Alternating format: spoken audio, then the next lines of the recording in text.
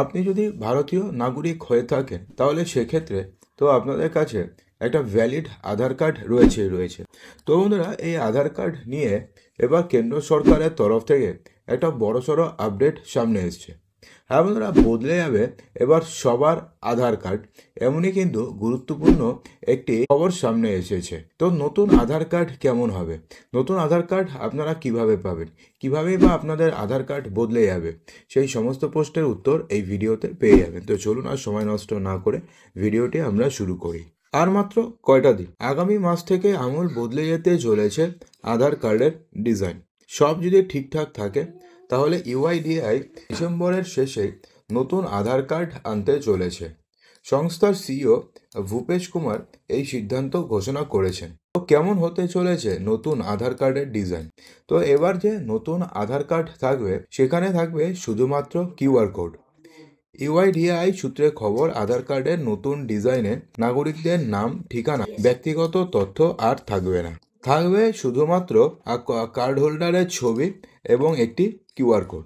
অর্থাৎ নর্মালি আমাদের কাছে যে আধার কার্ডগুলো রয়েছে সেই আধার কার্ডে কি থাকে, আপনাদের নাম থাকে, আগে যেমন বাবার নাম থাকতো, তারপরে হাজব্যান্ডের নাম থাকতো, কিন্তু এবার কি হয়েছে, বাবার নাম, হাজব্যান্ডের নাম এই সমস্ত কিছু আর থাকে না, শুধুমাত্র কেয়ার অফ থাকে। এই পরিবর্তনটি প্রায় 8-9 মাস আগের থেকে লাগু হয়েছিল।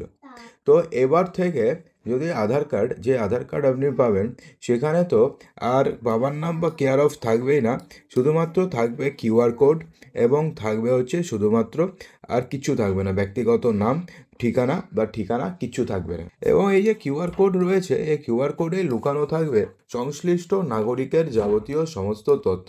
সেটি স্ক্যান করার জন্য ব্যবহার করতে হবে নতুন আধার অ্যাপ। এখন যে আধার অ্যাপ রয়েছে সেটির বদলে নতুন ওই আধার অ্যাপ আনা হবে। অর্থাৎ আধার কার্ডে কি থাকে, আধার কার্ডে এখানে নাম থাকে, এখানে কেয়ার অফ থাকে, এখানে অ্যাড্রেস থাকে, তারপর এই সমস্ত জায়গাতে কিউআর কোড থাকে এবং এখানে ছবি থাকে। কিন্তু এবার যে আধার কার্ড দিয়ে আসবে সেটাতে না থাকবে নাম, না থাকবে ঠিকানা, না থাকবে কিছু, শুধুমাত্র থাকবে একটা কিউআর কোড থাকবে, ব্যাস, জাস্ট একটা ছবি থাকবে, ব্যাস এতটুকুনি থাকবে। তো এই আধার কার্ড দিয়ে যদি কাউকে কিছু স্ক্যান করতে হয় বা যদি জানতে হয় ব্যক্তিগত তথ্য সম্পর্কে, তাহলে আধারের মতন একটা অ্যাপ আসবে এবং সেই অ্যাপের মাধ্যমেই কিউআর কোড স্ক্যান করলে সেই কিউআর কোডের মধ্যেই থাকবে নাগরিকের যাবতীয় নথি, এবং ওই অ্যাপে কিউআর কোড স্ক্যান করলে তবেই নাগরিকদের তথ্য মিলবে। আর যতক্ষণ পর্যন্ত না স্ক্যান না করবেন ততক্ষণ পর্যন্ত নাগরিকের কোনো তথ্য পাওয়া যাবে না। অর্থাৎ সেই নাগরিকের নাম, ঠিকানা কোনো কিছুই জানা যাবে না যতক্ষণ না পর্যন্ত ওই কিউআর কোড স্ক্যান করা হয়। তো এখন আপনাদের মনে একটা প্রশ্ন আসতে পারে যে কেন এই ব্যবস্থা করা হলো, কেন সহসা এই ব্যবস্থা করা হয়েছে, কেন বদলে দেওয়া হলো আগের আধার কার্ডের বা আগের কার্ডের ব্যবস্থা। ইউআইডিআই বলছে যে আধার কার্ডের মাধ্যমে অনলাইন ভেরিফিকেশন অথবা তথ্য চুরি রোখার জন্য এই সিদ্ধান্ত নেওয়া হয়েছে। অনেক ক্ষেত্রে দেখা যাচ্ছে যে হোটেল, ইভেন্ট অর্গানাইজার বা সংস্থা আধার কার্ডের তথ্য সংগ্রহ করছে, ফলে ওই তথ্যের কোনো নিরাপত্তা থাকছে না। অথচ আধার আইন অনুযায়ী অফলাইনে পরিচয়পত্র হিসাবে এভাবে আধার কার্ডের তথ্য সংগ্রহ করা যায় না। আধার কার্ড বা সেটার প্রতিলিপি জমাও রাখা যায় না। অর্থাৎ আধার কার্ডের প্রতিলিপি মানে আধার কার্ডের জেরক্স, সেটাকেও এরকমভাবে জমা রাখা যায় না।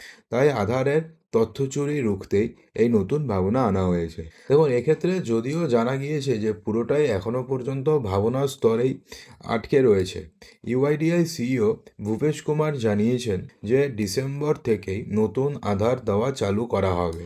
ভেরিফিকেশনের জন্য আধার অ্যাপে রেজিস্ট্রেশন বাধ্যতামূলক। এর ফলে নাগরিকদের তথ্য কে কখন সংগ্রহ করছে সেটার তথ্য ইউআইডিআই এর কাছে থাকবে।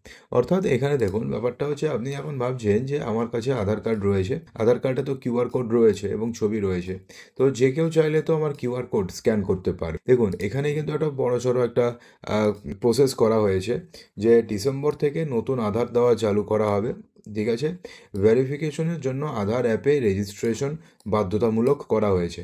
অর্থাৎ কেউ যদি ভেরিফিকেশন করতে চায় তাহলে সেক্ষেত্রে আধার অ্যাপে রেজিস্ট্রেশন তাকে করতে হবে। এর ফলে নাগরিকদের তথ্য কে কখন সংগ্রহ করছে, অর্থাৎ আপনি ধরুন একজনের আধার কার্ড স্ক্যান করছেন, তো কখন স্ক্যান করছেন, কী কারণে স্ক্যান করছেন, সেটা ইউআইডিআইয়ের কাছে স্পষ্টভাবে লেখা থাকবে, অর্থাৎ ইউআইডিআইয়ের সার্ভারে থাকবে।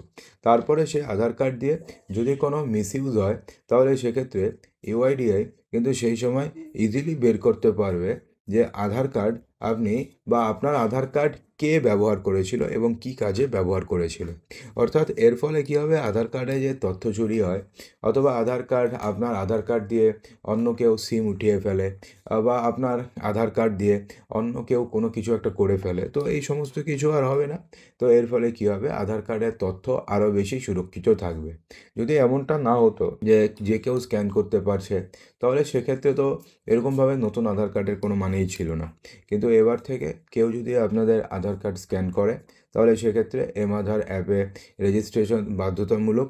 শুধুমাত্র তাই নয়, আধার অ্যাপে রেজিস্ট্রেশন করার পরে কেউ যদি কারোর আধার কার্ড যদি স্ক্যান করে, তাহলে তার সমস্ত তথ্য ইউআইডিআইয়ের সার্ভারে চলে আসবে।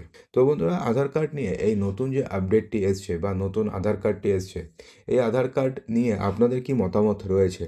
অবশ্যই ভিডিওর কমেন্ট বক্সে জানাতে একদমই ভুলবেন না। আর যদি ভিডিওটি ভালো লাগে, ভিডিওটিকে লাইক করবেন, ভিডিওটিকে আপনাদের বন্ধুবান্ধবের মাঝে প্রচুর শেয়ার করবেন এবং চ্যানেলটিকে সাবস্ক্রাইব অবশ্যই করবেন। তো দেখা হচ্ছে আমাদের আগামী ভিডিওতে আরও কিছু ইম্পর্টেন্ট নিউজ নিয়ে। ততক্ষণের জন্যে ভালো থাকবেন, সুস্থ থাকবেন।